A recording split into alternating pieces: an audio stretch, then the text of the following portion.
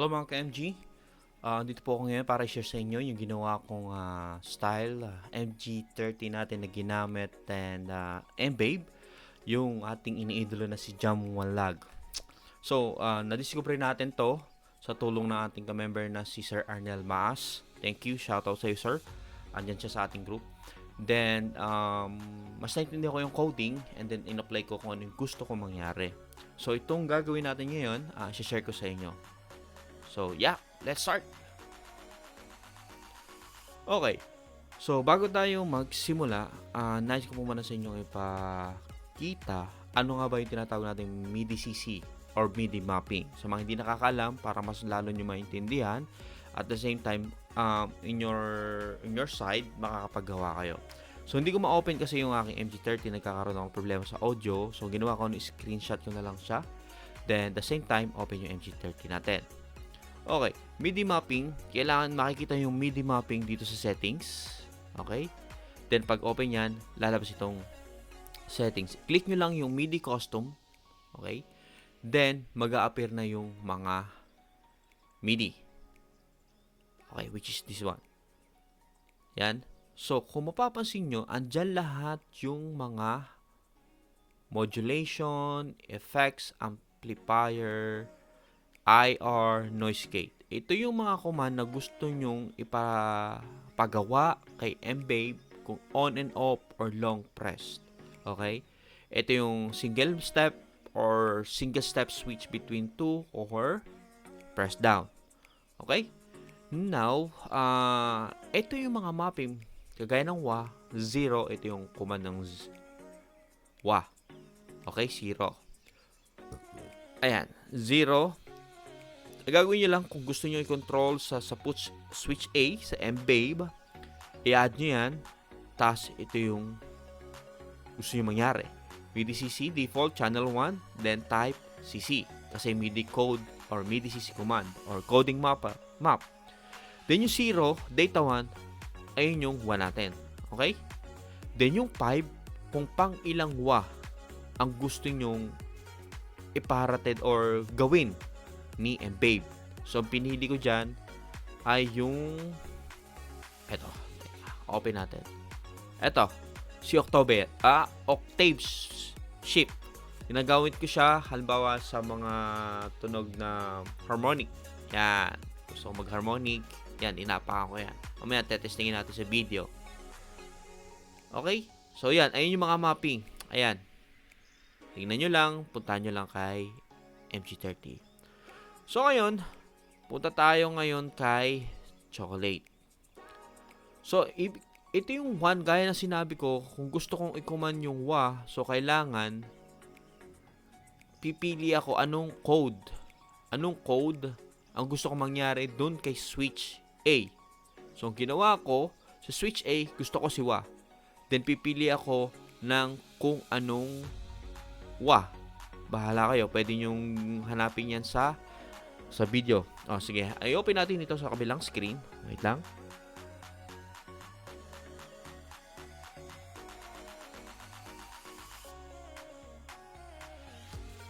Ayan. Si WA. So, makikita nyo sa mobile phone screen, yung WA. Pwede nyo naman gawin yan kung wala kayong laptop or computer, cellphone lang gamit nyo. Pwede manual. Pero kung mas maganda, may laptop, mas makikita nyo. So, hahanapin nyo kung paano hanapin yung specific number sa WA o yung MIDI-CC na 0. Ang gagawin nyo lang, bumalik kayo or umatras kayo sa 0 or sa 1, start ng WA. Ayan. So, yan yung 1. Bibilang lang kayo ng pakanan. Hanapin nyo lang kung pang ilan yung 1 na gusto nyo i-command. So, bilangin natin. 1, 2, 3, 4, 5. So, yun ang gusto kong mangyari. 5. So, ang mangyayari dyan, sige, advice nga pala, para makapag-practice kayo, kumuha muna kayo ng isang patch dyan or any effects dyan sa MG30 nyo. Doon kayo mag-practice bago kayo mag-create. Kasi baka mamaya, importante pala yung nakasave sa inyo, ma-messed up lang. So, sayang. Or backup. Importante mag-backup kayo. Okay, kung makipapansin nyo, ito yung sinasabi ko, yung switch A, tapos P. Ayan yung aking momentary switching. Tapos yung nakakommand ko dito ay 6 kasi ang number 6 natin ay modulation. Then, ang first initial touch dyan ay yung number 4, which is yung pacer. Iyon pala yung yung aking vibrator. Number 4, vibrator. Tapos yung 6, si modulation, i-assign naman niya si pacer, number 8. Ayan. So, kailangan yung kung gusto yung mangyari na ipe-press hold nyo, halimbawa, pagka-press nyo yan, unang tapak, lalabas na yung si pacer. Pag gusto nyo magamit yung modulator, ipe-press hold nyo yung si B. Pero make sure na naka-assign siya dito sa mode press down release. Okay? Then yung number 3 ko ay yung delay. Okay? Delay. Then number 4, yung scene. Scene 1 sa command ay 0. Okay? And scene 2 sa command ay 1. 0 is to 1. 1 is 2 is to 1. Okay? Ulitin ko po. 0 ay number 1 yung sa scene. Then nasaan yung picture natin para pakita natin siya. Okay. Okay, yan. Scene 1,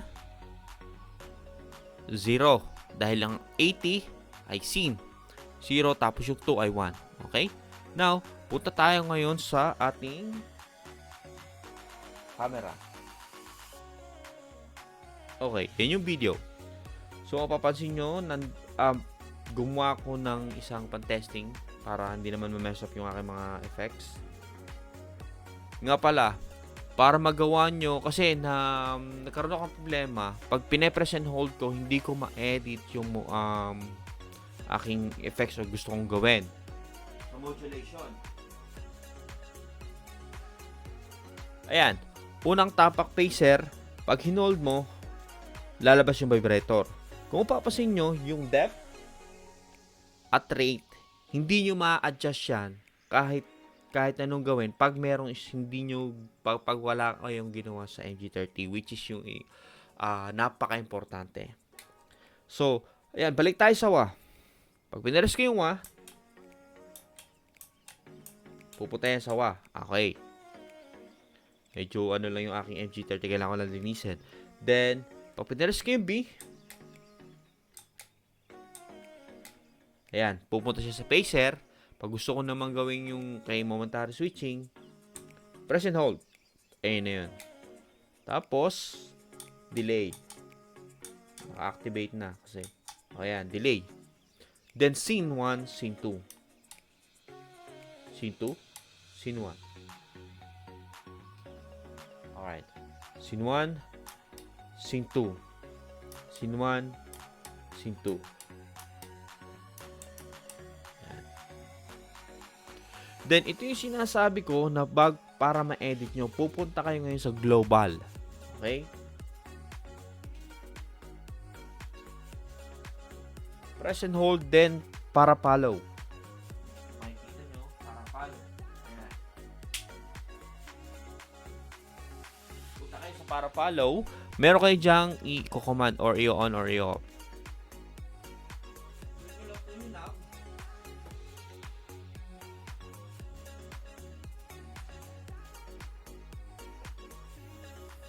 Dapat naka-on. Kasi pag naka-off yan, hindi nyo mapapalitan yung sa effects.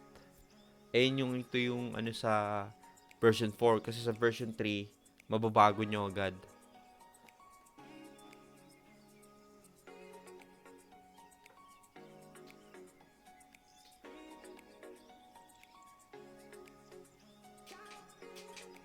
Ito tayo sa scene 1.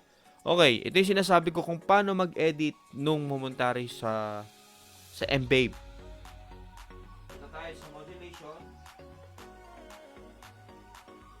Initial touch. Phaser. Okay. Ngayon, pwede nyo na yung i-edit kasi sa unang tapak nyo ay phaser. Ngayon, paano ko may edit to? Pag naka-off yan, kahit isagad nyo yan, hindi nyo ma-edit o nagawa nyo pero hindi masasave. Ang gagawin nyo, para ma-save siya, make sure lang na naka-on yung para mapping. I-press and hold nyo si Mbabe. Okay. Press and hold, then adjust nyo lang. I-adjust nyo. Bahala kayo kung anong timpla nyo, rate or depth. Then saka nyo, habang naka-press and hold, okay, nakikita nyo, naka-press and hold ako. Yan, press and hold, saka nyo i-save.